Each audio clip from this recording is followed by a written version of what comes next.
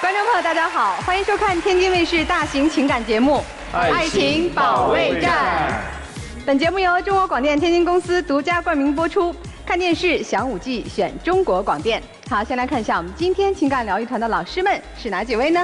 Hello， 大家好，我是青年作家文琪儿。在这个文化鼎盛的时代，让我们勇敢闯，勇敢爱。Hello， 大家好，我是中年作家陆琪。爱情是生活的科学，所以要好好恋爱，好好生活。大家好，我是你们的老朋友严品红。爱情要讲科学，也要讲缘分和经营，希望大家都能遇到好的爱情。嗨，大家好，我是演员歌手张睿，希望大家都能收获一段属于自己的执子之手，与子偕老的爱情。 大家好，我是媒体评论员于波红。爱情的天长地久，不在于它本身的完美，而在于它能容纳对方的不完美。那看看我们今天这2对情侣啊，他们遇到了什么样的问题？来，请出今天的2组嘉宾。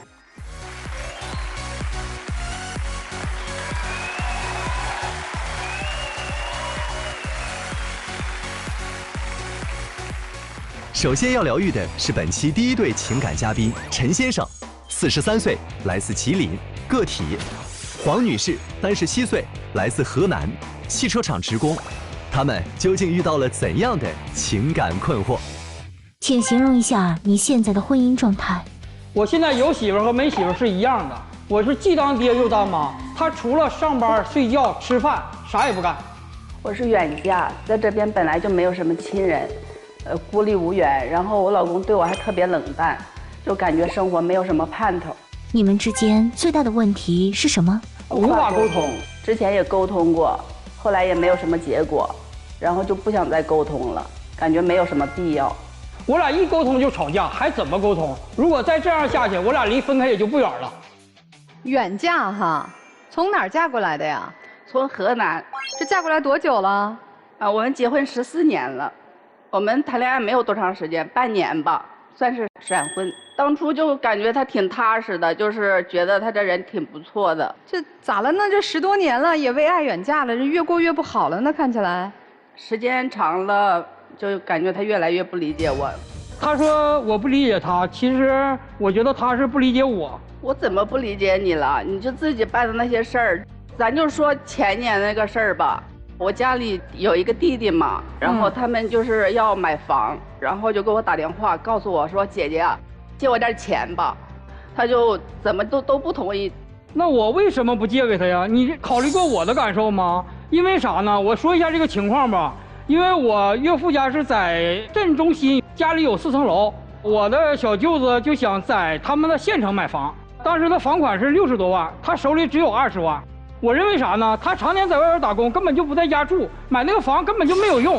2个是，你说他1个月就赚那点钱，打算从我这块借15万到20万，他以什么能力还呢？不还就不还嘛，我就那一个弟弟。再说我家这么远，就帮家里一点事儿，怎么就不行了？你说的轻松，不还就不还，那我那钱是大风刮来的。问一下，就是你们的经济情况怎么样？宽不宽裕啊？ 我们的存款也就是40、50万吧。啊，就相当于要借走你一半的存款。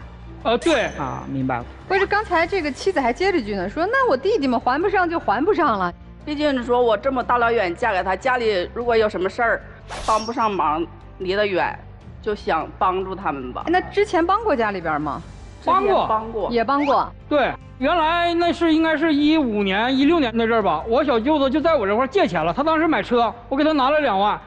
借完之后黑不提白不提，最后还是我岳母主张说的，我岳母替我小舅子还，那我岳母还我能要吗？是不是？那当时已经给他拿2万了。再说我不借给他的钱还有原因啥呢？他花钱也大手大脚的，1个月就挣那7、8千块钱，并且还有2孩子，他自己连养家都费劲，你说还要买房子？我认为有房子住就得了呗，在镇里和县城买房子能有什么区别呀？那到最后不也是没借吗？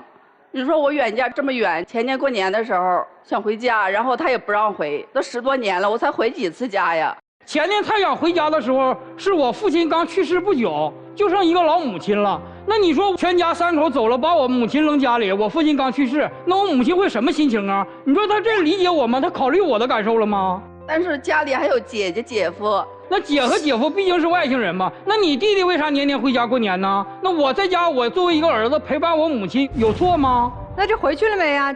回去我自己回去的，孩子他也不让我带，他也不回，然后我就生气，就自己买票回去。他现在说到孩子了，他非得要带孩子回去，本身他就粗心大意，对我儿子从来是不管不问，就是我儿子的喜好啊，这爱吃什么他都不管。我怕啥呢？他本身就粗心大意的，在火车上把我儿子丢了咋办呢？那我再粗心大意，我自己领孩子出门，我不知道啊。你也不是前面没有过，在我儿子7、8岁那阵儿吧，带我儿子上商场，把我儿子弄丢了。幸亏我儿子，我平时教育我儿子，我说的儿子遇到问题要冷静，找小姐姐似的要电话号，把我俩的电话号都记住了。我儿子找一个女大学生，完给他打的电话，才是我儿子没丢。这个问一下，这个孩子是怎么丢的？孩子就是我领他上商场去看电影嘛，然后出来之后，我鞋带就开了。我跟孩子说：“我说儿子，你等会儿妈妈系个鞋带。”孩子太小了，就顾他玩去了。那个电梯嘛，门就开着，等他进去，电梯门直接就关上了。哦。然后等我撵上的时候，那门已经关上，我就进不去了。还是因为他粗心大意吧？所以说这个不能怪女生。我也觉得，如果这样的意外您要强加给他的话，他真的很委屈。但咱话分两头说啊，我觉得可能这件事他是拿出来举例子了，可能在丈夫心中，这个妻子对孩子照顾就没那么细。他说了一句话叫“从来不管不问”。问一下妻子啊，你老公说你从来不管不问这句话是对还是错？什么爱吃啥上啥学都不知道。这个确实是我就是工作什么的比较特殊嘛，因为上班下班时间都是比较晚。要么就比较早，然后就是照顾孩子这方面，我管的确实是比较少。因为我在汽车厂上班，如果上白班的话，早晨3点多钟我就得起来，然后到下午4点多，那时候孩子还没放学呢。等我收拾完，我就得早点休息啊，要不早晨起不来。上夜班的话，从下午4点左右开始上班，一直到第2天早上5点。那个时候孩子还在睡觉，我回来他在睡觉，我也整不上他，没有时间陪孩子什么的。你们单位也不止你一个妈妈，因为为啥别的妈妈都能做到管孩子啥的，你做不到呢？这是为啥呀？那我不是那啥吗？愿意睡觉睡得比较多吗？这说出重点了吧？为啥我不让他单独带孩子？睡觉睡得多，有的时候睡觉什么都根本就不知道。你说孩子跟他俩在长春商场都能跑丢了，在火车上什么人都有，真是被别人领走了怎么办呢？所以说我不放心他自己带孩子走。那比如说抽点时间孩子的功课呀，咱不能老陪着，因为这3班倒的工作辛苦，去教育一下、陪伴一下，一起学习，这些有吗？对呀。他在家就啥呢？就是那种甩手掌柜的。我是咋的？又当爹又当妈，赚钱养家，收拾家务，辅导孩子，我一把抓了。孩子这块我跟你说，我家孩子14岁了，上课后班，这么多年他从来没接过1次都。这是为啥呀？这个班的原因嘛，就是一直就是没睡好觉，要睡觉，然后就补觉，然后就睡过头了。你4点多下班，现在孩子上初中，正好能碰个面，正好能碰上放学。没有，我家孩子就是他上完课之后，然后还上那个辅导班，然后得晚上9点半之后才能回家。您这个时间表怎么排都是一个借口，因为我们做妈妈的对孩子的爱是100%的，工作再忙再特殊，14年也有节假日啊。对。为什么陪伴这么少？是不是因为他陪伴太多了，你就依赖他，全部扔给他了？你就算晚上8点钟睡觉，是吧？这中间不还有4个小时吗？对呀，是吧？所以还是依赖老公啊。咋说呢？其实他就是不接孩子，因为他工作累，我也可以理解他。但是有的时候孩子我在外边工作没在家，孩子需要签个字，这个他都不能办到。需要签字的时候他也不找我呀。就为啥不找你呢？一般孩子不都爱找妈吗？怎么说呢？我家孩子我就感觉现在就是让他带的，就有点看不起我这个妈妈，你知道吗？不是让他带的，这是你妈妈的缺位，让孩子感觉最爱我的只有爸爸，对，可以依靠的只有爸爸，这是你自己应该内心感觉到愧疚的。其实最根本的就是你跟孩子交流太少了。他不是说交流少，而是不爱交流。有的时候我不在家，孩子小学的时候，很简单的一个问题去问他。你可以跟孩子说妈妈不会，或者说妈妈没有时间啥，从来没有这样，直接就跟我儿子一顿喊一顿骂，就是失去那个耐心了。怎么说呢？可能我这也是就是学历比较低吧，然后孩子的那些题就是可能是时间长了也是忘了，就真的就不会。您说你学历低到怎样的程度？初中。你老公什么学历呢？我大学。老公大学。有一次我就听到他跟孩子说，就是说。你看你妈妈辛辛苦苦起早爬半夜的上这个班，也才挣那么点钱。你看爸爸这个工作这么轻松，1个月还挣这么多，所以你要好好学习，以后才有大出息什么的。我就感觉他这个话说的是贬低我。不能用他的母亲来拉踩啊。对啊，这家庭内拉踩属于。我儿子说实话很尊敬他，其实他说的感觉孩子不尊敬的都是他自己的内心的想法。哎，你会拿这个学历说事儿吗？比如说你妈这题不懂，爸爸这个大学生教你。从来没有。哎，那你说辅导孩子，可能你觉得自己不太懂，费点劲儿。那比如说家务上，比如说给孩子做点好吃的呀，更多的照顾一下他的这个生活，咱从这方面有这个优势也可以啊。老师，你说到点子上了啊！他做饭就是我俩结婚14年，下厨房都不超过5次。我不做饭是因为啥呢？就是我们那边就是做的什么炒菜呀什么比较多，他们这边都是炖菜。我就感觉东北那个东西我炖不好，就是我觉得不是炖不好，是他不爱。说的真的非常对。因为如果说远嫁2年3年可以理解，14年了就不能理解。我们说潜移默化，融化也融进去了呀。其实一个根本就是你的惰性太强了。因为家里还有婆婆什么的都能帮着做，就是你有炖过吗？炖菜有炖过吗？炖过。然后我说吧，他炖过。有一次炖的排骨豆角，结果把锅都炖碎了。因为他自己把那个菜放在锅里炖了之后，在那块刷手机，忘了啊，菜都糊了，烧穿了，烧穿了。哎呦我天！哎，我真的觉得你在这个家里嫁过来这10几年，就不愿意动脑子了呢，就是所有事儿能不管就不管。哎，我问问女生，家里钱管吗？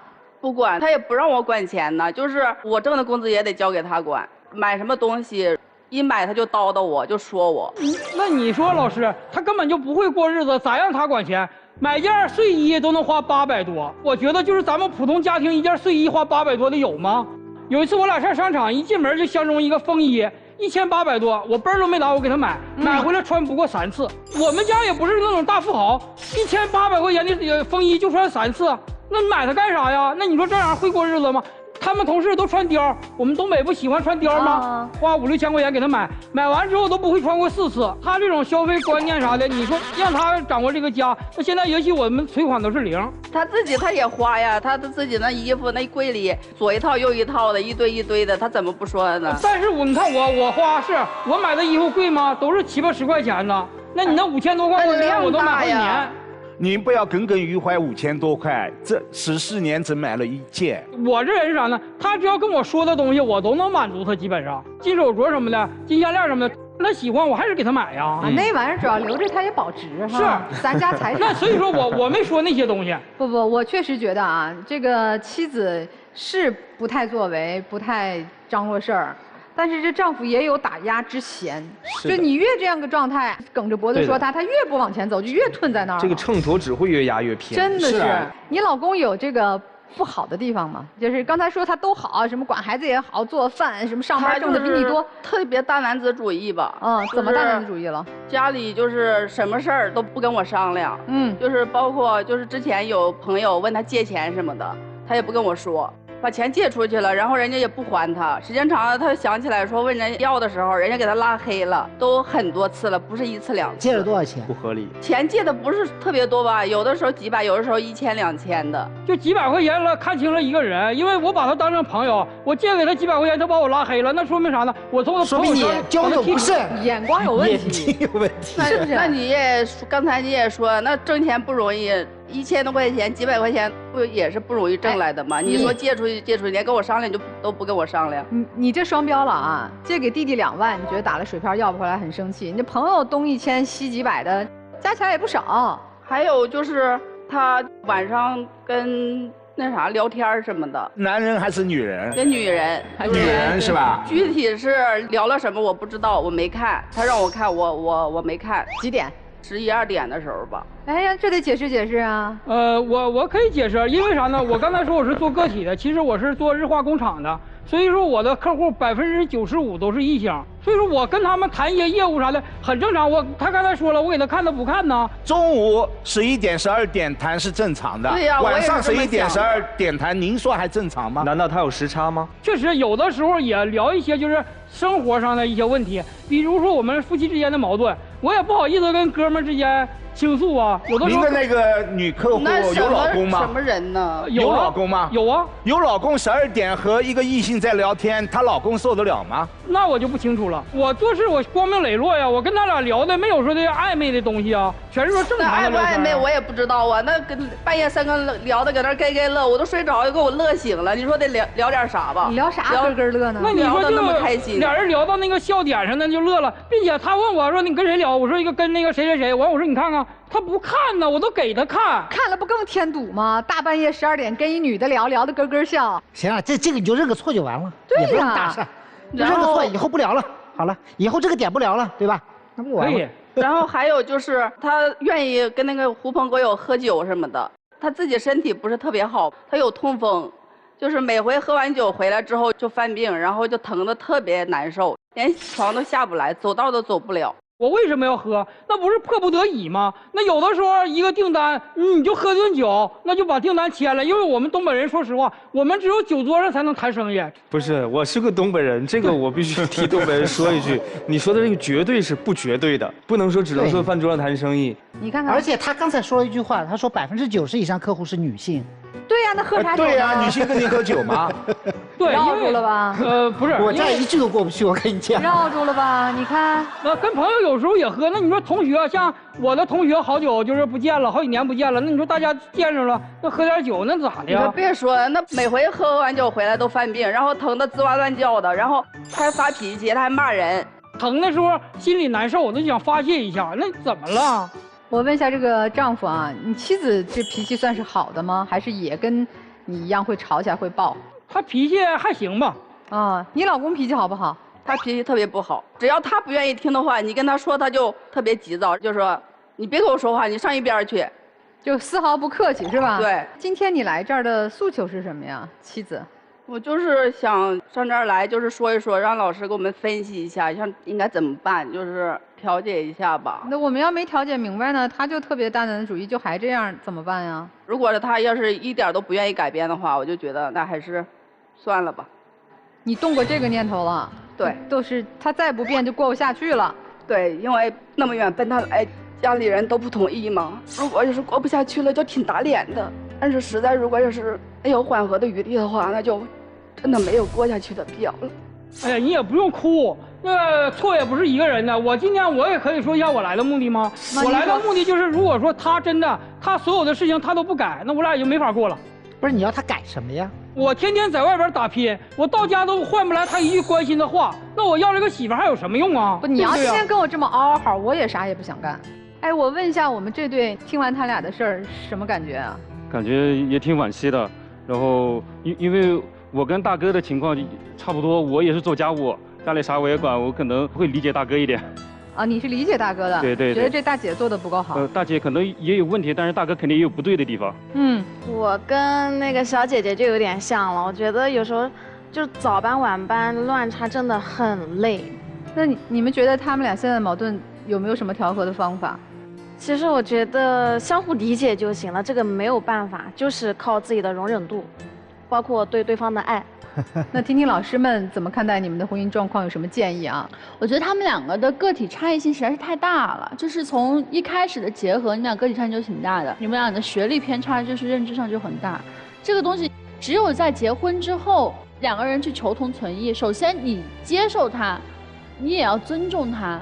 我现在只觉得你接受了他，但是你没有尊重他，同时你没有在你们两个经营的这个家庭关系里面去求同存异。这个我觉得可能是大哥这方面可能做的不太好的一个地方，因为你一开始就知道他很多认知是不如你的，那你就要想办法去提高他的认知。他现在所有的在这个家庭里面所有的不作为，他的不负责任，以及他做任何事情他都会给自己找借口，他的世界里面就这点东西，你没有帮助他去慢慢更新自己，所以他的认知停留在可能10几年前，你们俩结婚的时候他是什么样子，他现在就还是什么样子。但是你们随着时间的迁移和你们整个家庭的成长，人是要成长的。你只管着你自己成长，你管你孩子成长，但是你没有管他成长。如果你们还想往下过的话，你要想想怎么样去提高你妻子的认知。然后还有一个就是，姐姐，我想跟你说，你要知道人和人之间是要互相付出的。你们俩已经结婚10几年了，你到现在这一刻，你还在说是因为自己远嫁，所以受到了一些你觉得不公平的待遇。但是在我看来，我觉得你并没有受到任何不公平的待遇。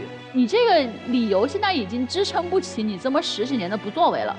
而且还有就是你在骨子里面，首先就是这个人你要充满爱，你的婚姻里面才会有爱，你的孩子才会爱你。你也许心里爱，但是你不表达，你不做，你知道距离是怎么产生的吗？你明明很多时间上、很多行为上你是可以去做很多事情的，但是没有。你深深的把这个距离拉得越来越大，越来越大，越来越大。所以我觉得你们现在不要去想说啊，我要去离婚或怎么样，我反而觉得更多的是你们俩现在先至少把你们俩提到一个相对应的一个认知水准上。文佳老师按说，尊重是因为认知的接近而相同啊，这一点我很认同啊。我觉得老公其实也有一些认知的偏差。我跟你讲啊，就是一个家庭啊，想要过得好，它往往要有3种角色。第一种角色叫家庭的经济来源，那家庭经济来源呢，主要可能是先生，对吧？次要是老婆，她也挣钱，她也不是不挣钱，对吧？7、8千也不少了。第二个是叫家庭的服务者，做家务、照顾小孩，那你老公为主，没毛病吧？全部是他。第3个叫情绪的支撑者。一个家庭里面，大家要过得好，不仅是要有人赚钱、有人干活，还得有人去抚慰周围人的情绪，让大家的情绪得以舒缓。这个点上面你们家是缺失的。但是我想请老公注意，虽然你老婆也承担不起这个责任，但是她在被动的情况下，她成为了一个情绪的垃圾桶。这10几年时间，你有一些情绪的时候，你是会向她宣泄的，没毛病吧？所以你说她什么都不干，是认知偏差，这是第一个。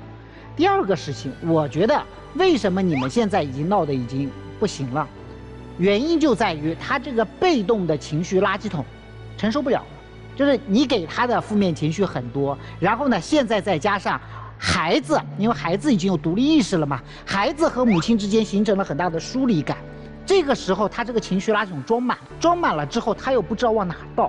说句实在话，他为什么那么在意弟弟的那个事儿？他以前觉得说实在不行，我还可以回个娘家，是吧？我还可以娘家倒苦水。他怕得罪娘家的人，以后他这个苦水也倒不了，回家也回不了，到那个时候他怎么办？他心里面有这样的担忧。这个时候你要看到他实际上他内心的负能量已经堆满了，已经压缩的已经快要爆炸了，他已经没有办法再去承担那个情绪的垃圾桶的这个责任了，所以啊，他要爆发了。那你作为一个丈夫的责任，你对于他的爱，他千里迢迢来投奔你，你是不是有一定的责任，可以去帮他把那个负面情绪给宣泄掉？你看，这是你的责任，但是你没有做到这一点。那至于妻子，我觉得刚才文佳老师说的已经很透彻了。你在一个家庭里面，除了被动的承担那个情绪垃圾桶的责任之外，其他的责任一点都没有承担。你反而在不断的抱怨你老公对你不好，事实上你老公又挣钱又干家务又管孩子，而且也没有太多的花花草草的事儿。我觉得你们现在很简单，你最应该做的事情是什么？其实你就想想那间貂，为什么你老婆没有我们叫衣锦还乡的时候？她为什么她没有把好衣服穿出去的时机？她究竟是因为累，还是他内心实际上是有恐惧感的？他为什么要去跟孩子吼那个作业的事儿？是因为他内心的防御机制打开了，因为他不懂，他怕自己失去尊严。这种时候，是不是你作为老公，你需要带着他走出去，去拓展一下他的见识？两个人要形成一种相互的支撑。以前你们是生活习惯上、生活状态上的支撑，未来你们是要在个人进步和情绪状态上相互支撑。陆琪老师总是从这个全局啊去分析我们家庭的这个矛盾，而且精准的找到你们的问题，提出解决方案。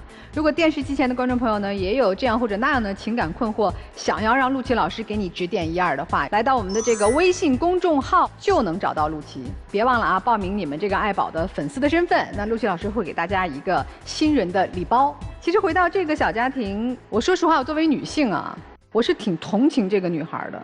她是很多地方像文佳老师说，她不成长，她没有打开认知。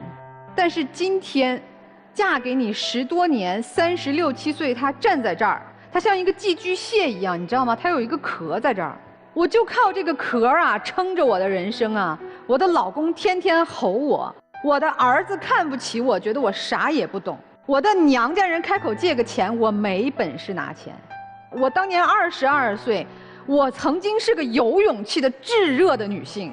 我能远嫁到这儿跟随你，我有勇气。你要说他真的是一个唯唯诺诺、自我不成长、没有炙热、没有能量的人，他不会远嫁给你的。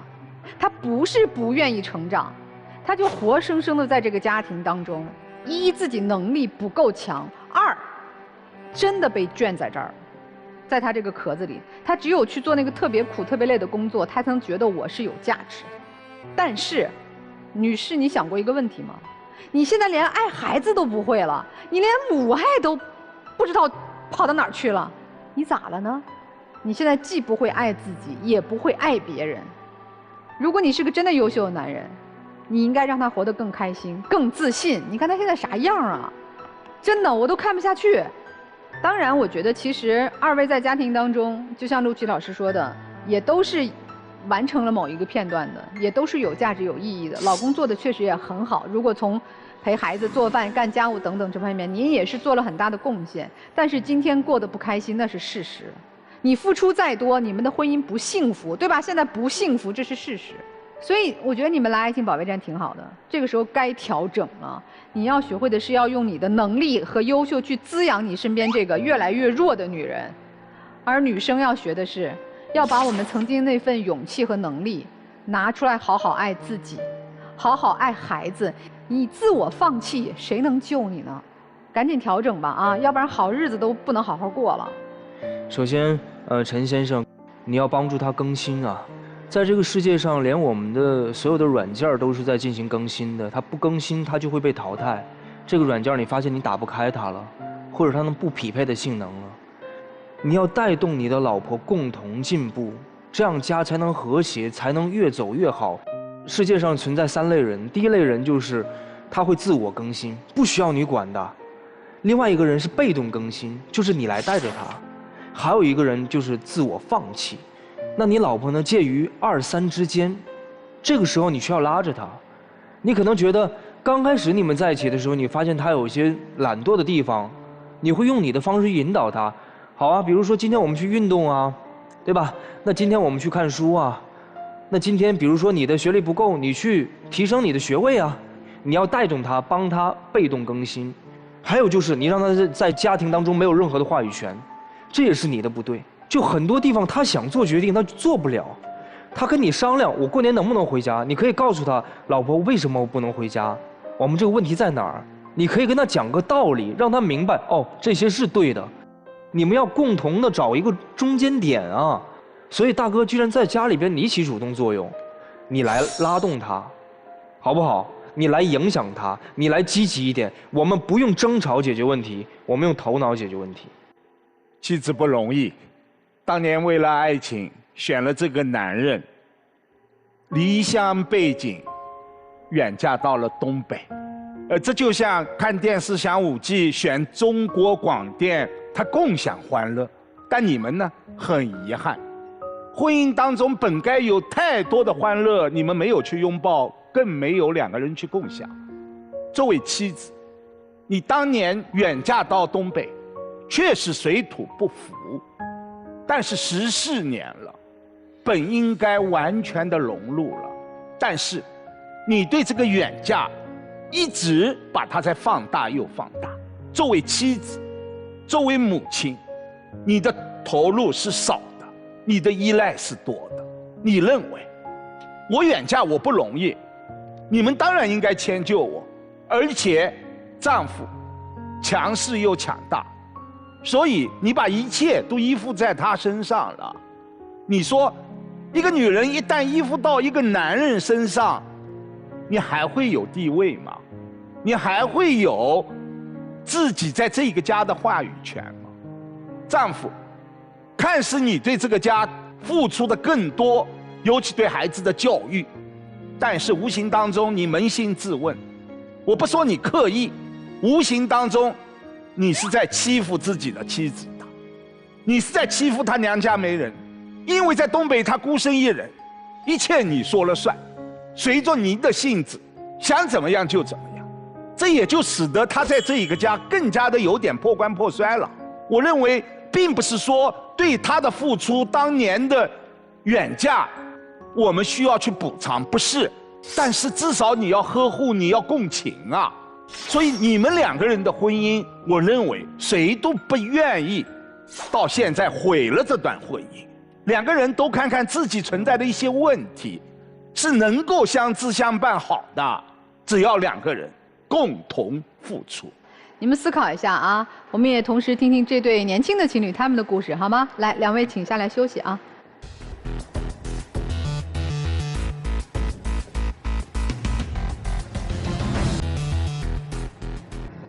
本期第二对情感嘉宾小王，25岁，来自安徽，婚庆销售；小雨，26岁，来自安徽，带货主播。那么他们又遇到了怎样的情感困惑？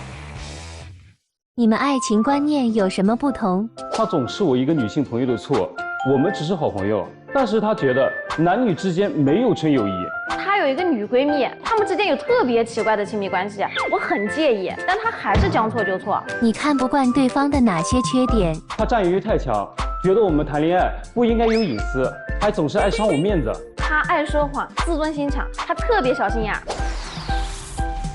闺蜜这是啥情况呀？就是跟她的一个女性朋友有一个特别奇怪的这种关系，你知道吧？像我们刚谈恋爱那会嘛，就是经常打电话呀，就是聊聊天干啥也很开心。然后有一次聊得正开心呢，结果他说妈妈来电话了，意思他要先跟妈妈打电话，那我肯定能理解嘛，对吧？电话挂了，他去聊天去了，我也做我的事了。然后没过一会儿呢，他电话挂了之后，然后呢又跟我赘述这件事情，他跟他妈妈怎么聊的，聊了什么事儿，又怎么说。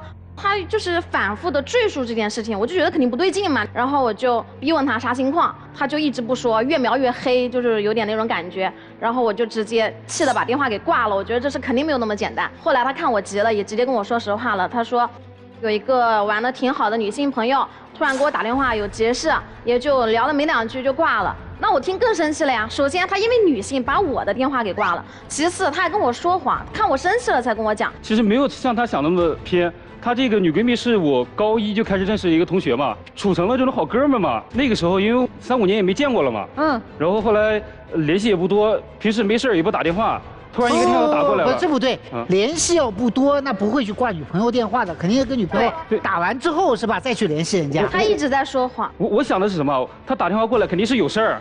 然后我就想，不可能，因为急事儿是这样的，急事儿我们一般是挂掉之后，然后看他在不在打第2次、第3次。所以你当时是怎么想的？我当时想的就是什么？他打电话过来肯定有事儿，我想，就是我说有个女闺蜜打电话过来，我感觉她可能会想歪嘛，我想不要产生这种矛盾，我就说，随便找个理由，然后啪挂了，我先接她看怎么事儿。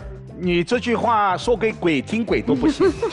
首先，你欺骗她的身份，说明您当时情感上已经慌乱了，因为这个女性当年你一定和她的关系是非同一般的。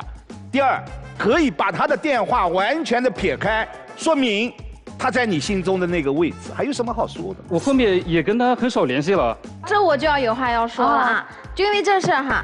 第一次吵架，我心里面已经有阴影了，是吧？然后第2次因为啥事儿哈？我们吃饭嘛，像我爱拍照，他平时还说我老拍照不吃饭干啥的啊。结果呢，跟他吃饭的时候，也就一次。我说你怎么不跟我说话？你干啥呢？他就说跟上次那谁聊天呢，他以为我接受这件事情，但是我还是不接受的呀，我心里面我就应激了，我就说你怎么又跟他聊天，怎么就他那天跟我吵过之后，我就也没主动联系过他，那天正好因为什么事儿我忘了，然后联系上了。重点别忘，因为什么事儿？你可能也是闲聊啥的，然后那时候我就不联系还闲聊吗？就是。你看，说不明白了吗？就是也是我不主动联系这种嘛。对，有时候我跟你讲，你在我们这儿就不要撒谎，没有用。还有吗？跟这个女闺蜜的？你要说前2件事啊，就是我危言耸听，我想多了啥的。第3件事就坐实了，啥情况啊？就是他那次发工资有奖金啥的，提前跟我说了，说要给我买礼物。然后我知道他那个女性朋友是卖首饰、卖金饰这些东西的，那我就说，那你可不要在他那买哦。然后他说好，答应的好好的。结果送礼物当天，我就问他从谁那买的，他又说从我那个女性朋友那买的。那我当时直接吵架了嘛。我想的很简单嘛，然后我就想着，一个是能便宜不少，第二个我觉得我挺相信他的。所以啊，你女朋友生气不是空穴来风啊，不是跟你耍小性子，人家别人的女朋友要求男朋友都说这女生我吃醋，我介意，你给我删了。你没要求过吗？我要求过呀，军委的事也吵了2、3架呀，吵得很凶。你对不愿意删，到现在也没有。朋友本来就不多嘛，我觉得很知心，然后感觉有事儿来了。人家很知心。几年没有联系，刚才你自己说的啊，又很知心了。就是感觉我之前，尤其是上学的时候嘛，基本上跟她有什么事儿都讲。之前跟她男朋友吵架什么也跟我讲，就感觉大家就是像一个树洞、一个垃圾桶一样。给你个命题吧哈。您说。咱不说对错啊，就是女朋友耍小性子了，我就看不过这个闺蜜，我就吃醋，我就难受，有她没我。你要不拉黑我，要么拉黑她，你拉谁？女闺蜜。考虑这么久嘛，所以你们俩的爱情还真得想想它这个深度厚度。这个男生除了有女闺蜜这个困惑以外，你们还有啥不愉快吗？还有点小心眼儿，你知道吧？然后有一次就是我一个女性朋友找我吃饭嘛，说去一个能吃饭的清吧里面。然后呢，我当时让他去，他不去，位置也跟他讲了，哪家店我跟他讲了。我说你实在不愿意去，你再来接我，干嘛都行，就近，你知道吧？我回来的时候大概11点多吧，也不算晚啊。然后我看他躺床上好像喝醉了，我想到了他跟我较劲哈，但是没想到他干啥？他跟我说在家喝酒了，结果半夜我看他手机了。我看他有消费500多消费记录，我一看酒吧的，好家伙！我问他啥情况，他就说跟我赌气，跟男生去酒吧的。是怎么回事？他不是走了吗？那时候我也生气，我也没吃饭，我跟朋友打电话，我说咱俩出去吃顿饭，然后他啪一下直接把我带到酒吧去了，一怂恿我就想着他能去我也能去，有点怪怪的，就是你去酒吧，而且你邀请了他，他想喝酒的话完全可以跟你去，而且他陈述的是他不放心你，结果他没有跟你去，然后又跟了另一个人去。这件事情完全可以跟着你去酒吧来解决的，就是对吧？就是他担心我，他不知道我在哪，我也不知道他在哪。刚好我那2天就是在刷什么视频，我就看到有一个什么共享定位嘛，是吧？那这好家伙，他不担心我，我也不担心他了。他去哪也不至于跟我说谎啥了，我都知道。结果我跟他说这个时候，他装是装了，但是他还搁后面阴阳我，你知道吧？老说这那，这说。年纪轻轻我就按上定位啦，是被人监控啦。我只是觉得什么，因为我对隐私权这个东西我看得很重。最开始他是要查我聊天记录，查我手机，我不愿意，然后他生气了吵架嘛，然后后来我退了一步，就慢慢退到现在，我感觉24小时定位按上了，我全是被监视。有一次啊，他装完定位没几天，然后那时候他是主播嘛，会排班，下班比较晚，那天正好下晚班了。也没跟他说，我跟朋友也出去吃饭，然后手机好像也静音了，他没找到我，他直接杀到我们吃饭的地方了，就很凶嘛，问我为什么不接电话，不回他消息，然后直接就说我顺着定位直接过来了。那当时我脸上我肯定挂不住啊。他怕你撒谎，你前面有前车之鉴。但是您此刻的受不了，我能够理解。你想，一个男友被女生装了定位监控，谁都受不了。他特别恐怖，他说什么？他觉得这样好甜蜜。哎，从内心来说，是的。你面上看看，我满眼都是我的男友，但是呢，你彻彻底底的是对他的不信任啊。我跟他谈恋爱到现在，其实我原来女性缘还可以，大学啊也有聊得挺不错的同学嘛，也有朋友。后来就是跟他吵架嘛，除了我这个女闺蜜，其他的基本上联系都断了。然后我现在上班了，基本上除了工作之外，我都不跟女性说话。哎，你们俩这工作2个人顺利吗？都？我1个月12300，他1个月就5、6千，你知道吧？啊，你赚得多。然后啥情况啊？就是平时生活、房租、水电、吃喝的、买菜的，他做饭比较多嘛，我买菜的都是我付的比较多一点。他觉得我压他一头了，然后他就是每次发工资的时候5、6千。前1个星期就也爱给我买什么耳钉啊、什么包包呀、衣服啥的，但是1个星期也就把钱给花完了，剩下的2、3个星期没钱了，还是得我付出。我就觉得什么钱这一块啊，因为我原来是在海南那边也是做销售嘛，然后我又回到老家那里，相当于从头开始，刚开始肯定工资不是很高，我想他花的多一点，我想把这些钱更多花到他身上，他能看得见，能看到我这份爱嘛。我觉得这我也是好心。那男生会觉得女生比你赚得多有压力或者心里不舒服吗？挺有压力的。所以他就是觉得我可能压他一头了，你知道吧？他有个手机摔坏了，然后用的以前老手机很卡，我就觉得也有点心疼他。我是意思给他买个新手机，我说我下个月发工资给你买个新手机不挺好的吗？对吧？那结果义正言辞不要，你给我买我就摔了。后面又是什么？我看他确实他家务做的比较多一点，然后他做饭呀干嘛也都比较贴心一点。那我们俩也是朝着就是以后的婚姻方面考虑的嘛。然后我上了2、3年班，我也是存了点钱，我想买辆车，名字写他，你知道吧？他不愿意。我是一个男人啊，我爸妈那辈啊，家里的一切不是都是从无到有吗？都靠我爸也是慢慢自己挣出来的。这些东西啊，我可以通过我努力去获得的，而且其实我以前也并不差。理解。这个你做的是对的。对，这车后来买了吗？后来买了，没写他名嘛，然后我就自己开了。但是我开车技术有点差，你知道吧？一个月刮3次，从头刮尾，又碰又插的啥的，我就不想开了。我就想给他开，然后他天天上下班还能顺带接我啥的。我一个月给他2、3千，然后还给钱呢。加油啊，保养啊，万一再擦了啥的，他就刮了啥的，让他负责嘛。然后有一次就是啥情况啊？他也是弯道超车，没看到前面有车，结果呢给别人车给从头到尾擦了。我当时又累，然后我又生气，你知道吧？他开车太不小心，太虎了有点。然后我就说了他2句，我说车你都开不好，还能干啥？结果他就生气了，他直接跟我撂下一句，跟别人面就直接说，老子不伺候你了。因为他是排班制嘛，然后他下班有时候会很晚，12点多，我早上7点半之前我要起来，我要去上班，我还一样去接他。你像我家务所有事情我全包，事无巨细，他在那躺着，我什么都干完了。然后我就觉得他这2、3千就是买断我了，我是保姆又是司机，我觉得他那时候还这么数落我，我一下受不了了，把我当什么了？这种数落是不应该的，尤其是剐蹭以后，他内心其实也自己当然也是心情不好受的。您这时候再去指责他的时候，那是雪上加霜啊。你换一句话说，哎，人没事就没事，他内心会很温暖的。你没有推进过结婚和未来的感情的进展吗？有啊，就是他想就是很着急要见家长啥的。我就陪着去嘛，对吧？第一次见他外公外婆，他爸妈当时不在老家，在外面很远，就先去见他外公外婆了。当时一大桌子人啊，然后他舅舅就是搁旁边给他警告他说，就是不是警告，我舅他是属于他找那个我舅妈，他家庭条件比较不错，然后他现在是怎么回事？他1个月工资1万多是他来挣，他也是带娃做家务，什么也他来做，他觉得这样好累。然后他也知道我们这个情况，他就想着当天喝点酒吧，就觉得心里也有点不快，想讲叔这个语气。然后第2个可能是因为我是留守儿童嘛，小时候就在我外公外婆那边长大，就和舅舅很好关系。对，舅舅对我很好，想告诫也是忠告嘛，就是希望我们不要像他们这样，然后大家幸福。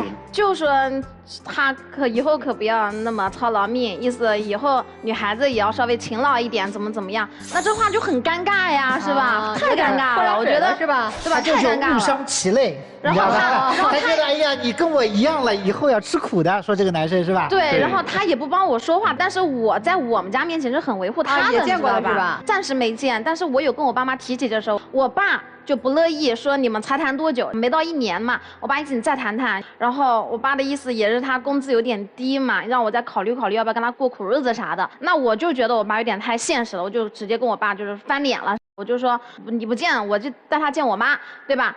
反正这意思就是我愿意为了他跟我爸吵架。姑娘，你想的也有点反。现在的问题是他们家那边没阻碍，你们家这边有阻碍。虽然是你吵架了，但阻力其实是来自你们家的，而且人家舅舅确实也没说错。哎，男生那就问你了，确实也没说错。他爸爸不太同意啊，都不愿意见你哦。因为我之前在海南那边做的不错，我觉得我现在从头开始慢慢努力嘛。本来我现在也是快升职了嘛，我觉得再往后1年我也有这个底气去见我这个未来老丈人。我觉得在这点上，小伙子还挺好的。你爸现在看不上我，我不气，我也不着急不生气，我继续努力，迟早老丈人得认可我。但是你俩现在的主要矛盾是，还是所谓那些他撒谎呀，什么闺蜜呀？对，主要是她那个女闺蜜，我希望她能改。你的核心诉求是她得删女闺蜜。对，听一下我们这对夫妻的什么印象？我觉得爱情当中不能有谎言。你支持女孩哈？对。啊，太太呢？我也支持女孩，就是我觉得吧，女生感情是比较细腻的，她就是在乎的东西可能比较多吧。哎，我多问丈夫一下啊，就是你会觉得这女孩就像男生说的，就占有欲太强，什么还老监督呀什么的。如果说男孩这么觉得，我还觉得还是自身原因，因为你自身不够强大。你看看，大家都觉得你有问题啊。来听听老师们的建议啊。首先从女孩立场来说的话，我觉得你先不要着急结婚，因为你要考察她的事情还有很多，你要为了你的人生去负责任。我觉得你爸爸说的话其实也有一定的道理，父亲一定会希望女孩就是幸福，所以他看的问题会比你更长远。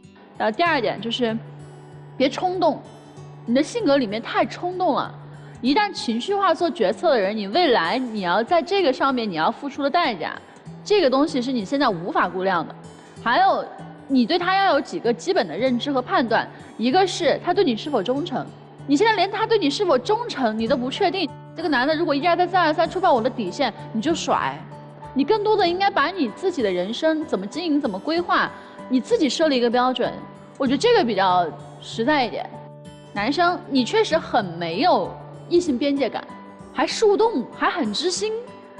你最知心的人不是你的女朋友，所以你们俩这段关系呢，你不适合进入下一个阶段。你别害你自己，你也别害人家姑娘。先从说谎的心理结构说起啊，可能很多人觉得说一个人说谎肯定为了达到某种目的，实际上并不是啊。接近一半的人说谎是因为过度取悦，过度取悦其实在留守儿童的身上是很常见的，啊，你男朋友就是这样一个人，他不敢得罪任何人，他逃避人际关系当中的对抗。就想讨好所有人，看到谁都想讨好，以至于必须要不断的用谎言去塑造一个一个自己的合理性。但事实上，他塑造谎言的这个能力啊，又不咋地。就说谎这个毛病肯定是不好的，但这个毛病是基于你本身，包括是他跟他舅舅，他为什么不敢说这个话？因为小时候可能就他舅舅疼他，所以他根本不敢对抗他舅舅。而且未来不好的地方在于什么？他宁可骗你，他也不会去对抗外人。所以他在外面，你会以后时间长了，你会觉得他很懦弱。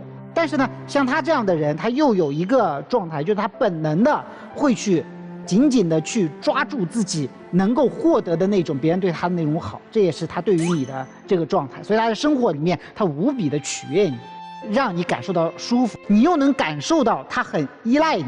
那这又说到另一种人格结构了，就是像你这样过度宠溺家庭出来的。过度宠溺家庭出来的女孩子，她有一种爱溢出，你对于可怜的人你就没有抵抗力，结果她就是很可怜的人。然后呢，你在她对于你的依赖和需求当中，你感受到了自己的价值，因为你从小到大你做什么事儿，爸妈都帮你这个做完那个做完，你没有那种靠自己，别人要依靠我的，你没有遇到过。今天有一个男生来依靠你，所以你现在有点上头。所以我很同意文娇老师刚刚说的话，就不着急结婚。我没有看到你们两个人身上有太大的问题，说出轨啊什么的，证据不足至少。但是呢，男生身上你的过度取悦、害怕人际关系里面的对抗，甚至于宁可让自己不断的撒谎，这个事情将来是会越跑越偏的。这个对抗你是一定要学的啊，不然的话，以后你永远取悦、永远用撒谎的模式啊，我用你累死了，你爱人也累死了。至于姑娘，你要爱这个男生，一定得是这个男生身上有光芒让你看到，而不是因为这个男生依赖你、需求你以及取悦你。依赖、需求和取悦，时间长了之后会演化成你觉得这个男人你太懦弱，你太粘人，你一事无成。到了那个时候，你会发现他身上的光芒呼一下没有了，然后到那个时候你怎么办？上头的时候总会过去的，你要等到自己下头的时候再看看这个男生还值不值得你爱。陆琪老师是直接给你们指出了一个需要调整的方向。如果电视机前我们的这个观众朋友也有情感困惑，都可以到微信的公众号找到陆琪老师，然后呢，别忘了报名您是我们爱情保卫战粉丝的身份，就会获得陆琪老师送给您的新人礼包。对，有问题搜我名字就行。哎，有问题来找陆琪老师哈。其实我换个角度去解读你们两个的情况，我还是觉得你俩之间有感情的，就是你们之间那种愿意为对方付出的心是有的。那付出的方法和方式好不好，我们再做讨论。你看，其实男生说，我现在虽然收入没有那么多，但是你看我也爱干家务，我是愿意付出的，因为他还是喜欢你的。那我觉得女生其实对男生也是有喜欢的，也是方式不够那么好。其实你虽然工作赚钱，你生活独立，但其实你情感是依赖的。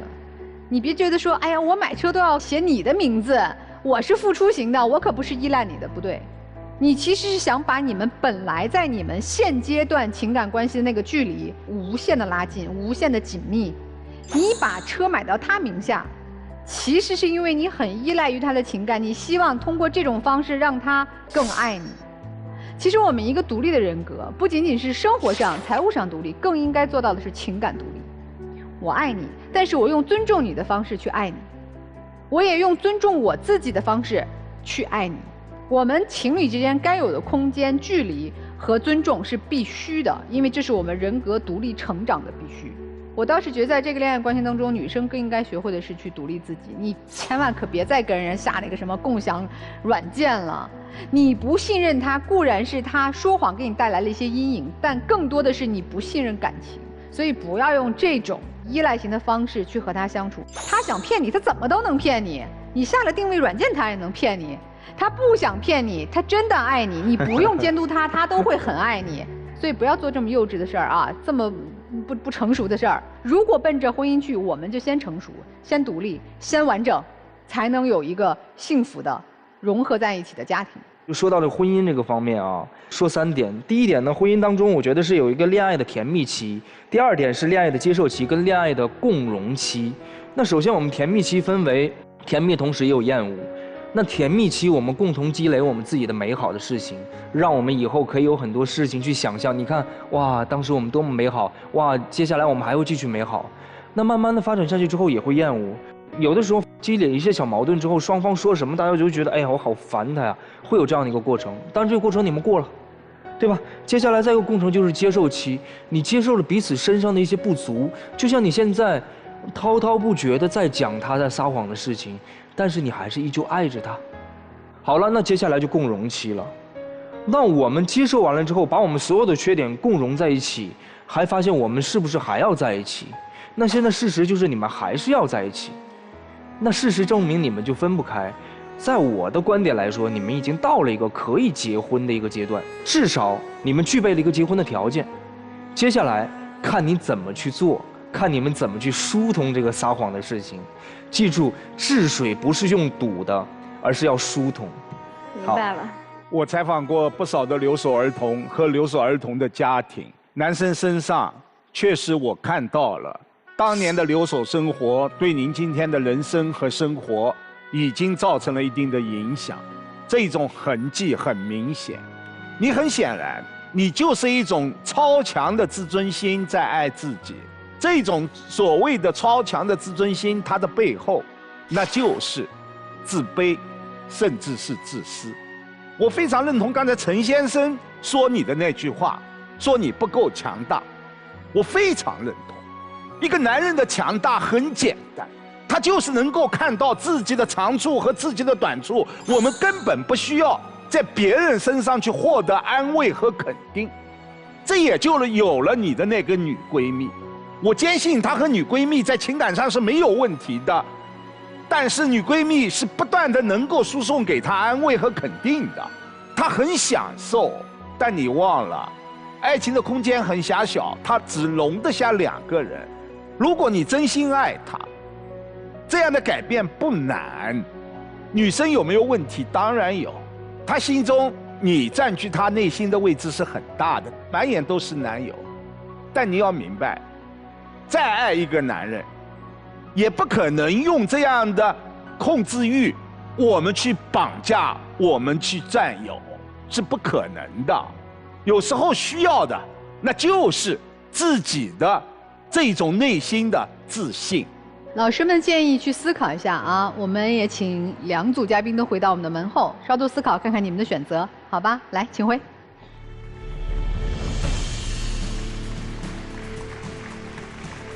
电视机前的观众朋友，如果想收看我们节目的完整视频呢，也欢迎您登录优酷视频、腾讯视频来收看我们的完整节目。第一组这个夫妻啊，看看他们的选择是怎样的。来，请开门。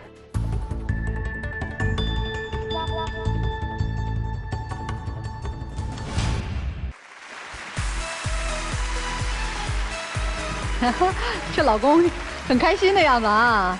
对，一副想过的样子。这媳妇还是挺不错的吧？对，今天来到这里边，经过5位老师的点评，我心里也茅塞顿开了。就是与其改变不了别人，先改变自己吧。毕竟我们前世不知道多少次的擦肩而过，才遇到了今世我俩在一起。哎呀，这么远的距离，我俩在一起也不容易。我只想对我的爱人说，以后无论咱俩遇到什么问题，不要冷战，拿在台面上，咱们互相商量着来。我会就说改变一下自己，什么事多和你说，多和你沟通，多陪孩子。对，多陪孩子。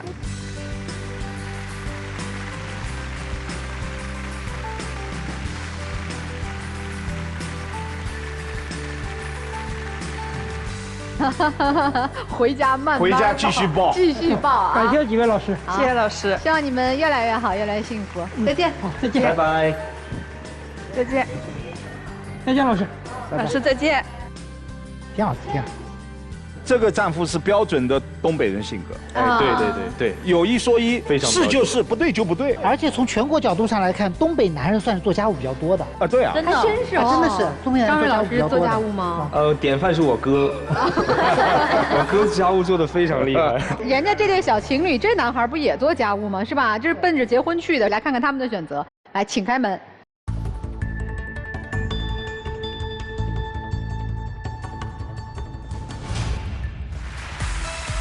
挺好，挺好啊！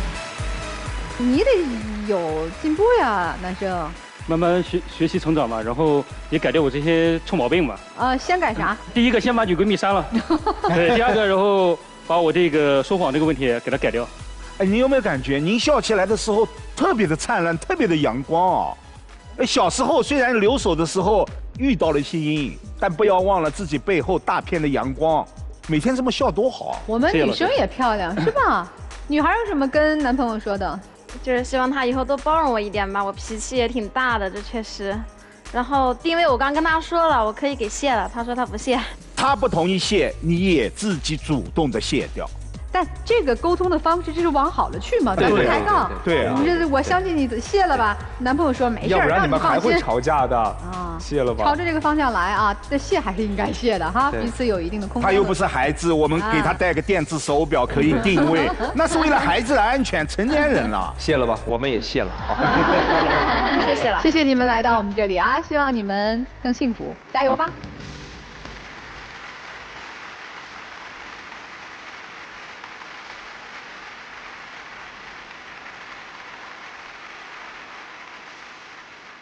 祝福你们啊！等到两人结婚了，不要忘了我们5个人喜糖。好的，谢谢各位老师。好，谢谢，再见，拜拜。我们的节目呢是由中国广电天津公司独家冠名播出的，看电视想5G就选中国广电。那我们今天节目就到这儿啦，谢谢我们5位聊一谈的老师，也谢谢观众朋友的收看，我们下次再会。